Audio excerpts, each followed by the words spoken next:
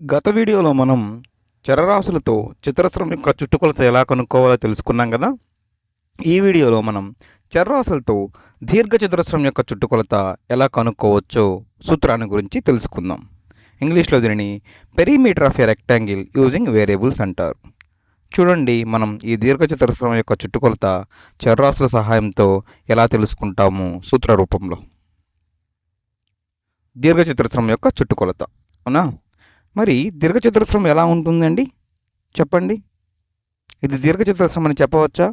మీరు చూస్తూనే చతురస్రానికి ఉన్న భేదము లేదా తేడా ఏమిటి?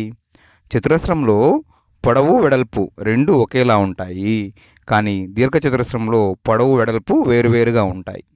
మరి ఈ దీర్ఘచతురస్రంలో పొడవు ఎంత, వెడల్పు ఎంత? చూడండి, వెడల్పు 3 మీటర్లుగా తీసుకుంటే పొడవు 4 మీటర్లుగా ఇచ్చాడు ఈ దీర్ఘచతురస్రానికి. ఇదొక ఉదాహరణ మాత్రమే, అవునా. అలా పొడవు వెడల్పులు వేరువేరుగా ఉండే ఈ జ్యామితి నిర్మాణాన్ని మనం దీర్ఘచతురస్రం అని చెప్పవచ్చు. అయితే చతురస్రంలో ఎదురెదురు భుజాల పొడవులు సమానంగా ఉంటాయి, కాబట్టి ఇది కూడా 3 మీటర్లే. 4 మీటర్లకు ఎదురుగా ఉన్న ఈ భుజం కూడా 4 మీటర్లే. అంతిమంగా ఈ దీర్ఘచతురస్రం యొక్క కొలతలు అలా ఇవ్వబడ్డాయి. మరి చుట్టుకొలత ఎలా వస్తుందండి? చుట్టుకొలత అంటే ఏమిటంటే, దీర్ఘచతురస్రం యొక్క చుట్టూ కొలిచామనుకోండి, దానినే మనం చుట్టుకొలత అంటాం. మరి కూడా చుట్టూ కొలిచినప్పుడు ఏమవుతుంది చూడండి, మీరు గమనిస్తే 2 భుజాలు సమానంగా ఉంటాయి అనుకున్నాం కదా, ఎదురుగా ఒక 3 మరొక 3, ఒక 4 మరొక 4, మొత్తంగా చూసినప్పుడు 4 + 4 3 + 3 మొత్తం 4 భుజాలు. దాన్ని ఎలా రాసుకోవచ్చు మనం?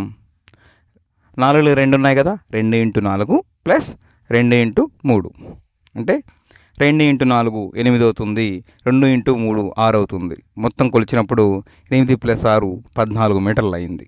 అంటే ఈ దీర్ఘచతురస్రం యొక్క చుట్టుకొలత ఎంత అంటే 14 మీటర్లు. ఇక్కడ మనకు మీటర్లో తీసుకున్నాం కాబట్టి పొడవులు వెడల్పులు. అదేవిధంగా మరొక దీర్ఘచతురస్రాన్ని గమనించండి. ఇది మరొక దీర్ఘచతురస్రం. మరి ఈ దీర్ఘచతురస్రం యొక్క చుట్టుకొలతలు కనుక్కోవాలి అంటే ముందు కొలతలు ఎలా ఉన్నాయో తెలుసుకోవాలి కదా. అది ఎలా చూడండి, ఒకవైపు వెడల్పు 5 మీటర్లు ఉంది, పొడవు 7 మీటర్లు ఉంది, అవునా. మరి మిగతా 2 కొలతలు కూడా మీరు చెప్పవచ్చు కదా. 7 మీటర్లకు ఎదురుగా ఉంటే 7 మీటర్లు వస్తుంది, మరొక భుజం కూడా 5 మీటర్లకు ఎదురుగా ఉన్న మరొక భుజం కూడా 5 మీటర్లు ఉంటుంది, ఇలా, అవునా. మొత్తం 4 భుజాల పొడవులు లేదా కొలతలు వచ్చాయి. మరి ఇప్పుడు చుట్టుకొలత ఎలా కనుక్కుంటాము? చుట్టుకొలత = 7 + 7 + 5 + 5, అవునా. 7 + 7 అంటే 2 భుజాల పొడవులు, 5 + 5 అంటే మరొక 2 భుజాల పొడవులు. మొత్తంగా ఏం రాయవచ్చు? 2 × 7 + 2 × 5. మరి చుట్టుకొలత ఏమవుతుంది? 14 + 10 అంటే 24 మీటర్లు అవుతుంది ఈ దీర్ఘచతురస్రం యొక్క చుట్టుకొలతకు మొత్తం విలువ. తర్వాత అయితే ఇప్పుడు నేను ఏం చేస్తున్నానంటే, మరొక దీర్ఘచతురస్రాన్ని తీసుకుంటున్నాను. ఆ దీర్ఘచతురస్రం పొడవు ఇలా ఉంది, L పొడవు ఉంది, అవునా. అలానే వెడల్పు ఇలా B ఉంది. మీకు తదనుగుణంగా మిగతా 2 భుజాల పొడవు వెడల్పు కూడా తెలుస్తాయి కదా. L అలానే వస్తుంది ఎదురుగా ఉన్న భుజానికి, B అలానే వస్తుంది ఎదురుగా ఉన్న మరొక భుజానికి. ఇప్పుడు మనం చుట్టుకొలతను ఏమి రాయవచ్చు? చుట్టుకొలత నేను దీనిని Pతో సూచిస్తున్నాను, ఎందుకంటే చుట్టుకొలతను ఇంగ్లీష్లో పెరిమీటర్ అంటారు. అక్కడి నుంచి Pని తీసుకొని సూచిస్తున్నాను చుట్టుకొలతని P తోటి. = 2 × పొడవు + 2 × వెడల్పు, అవునా. మీరు ముందున్న 2 ఉదాహరణలు చూడండి. మొదటి ఉదాహరణలో మనం ఏమి రాసుకున్నాం? 2 × 4 + 2 × 3. రెండవ ఉదాహరణలో ఏం రాసుకున్నాం? 2 × 7 + 2 × 5. అదేవిధంగా ఇక్కడ 2 × పొడవు దానిని Lతో తీసుకున్నాం, అదేవిధంగా 2 × వెడల్పు దానిని Bతో తీసుకున్నాం. అప్పుడు ఎలా రాయవచ్చు? ఇలా రాయవచ్చా? P = 2 × L + 2 × B, అవునా. 2 × పొడవు + 2 × వెడల్పు లాగా.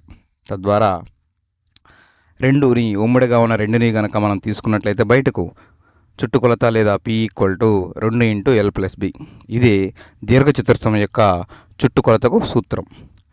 మరి ఏమవుతుంది? చతురస్రంలో L, B రెండు సమానం కాబట్టి L + L 2L లేదా 2L, మొత్తంగా P = 4L. అప్పుడు అది చతురస్రానికి కూడా చుట్టుకొలత అవుతుంది ఈ సూత్రం నుంచే. అంటే దీర్ఘచతురస్రం యొక్క చుట్టుకొలత సూత్రం కనుక మనకు తెలిసినట్లయితే, తద్వారా చతురస్రం యొక్క చుట్టుకొలత సూత్రాన్ని కూడా చాలా సులభంగా తెలుసుకోవచ్చు. మనం ఏం నేర్చుకున్నాం?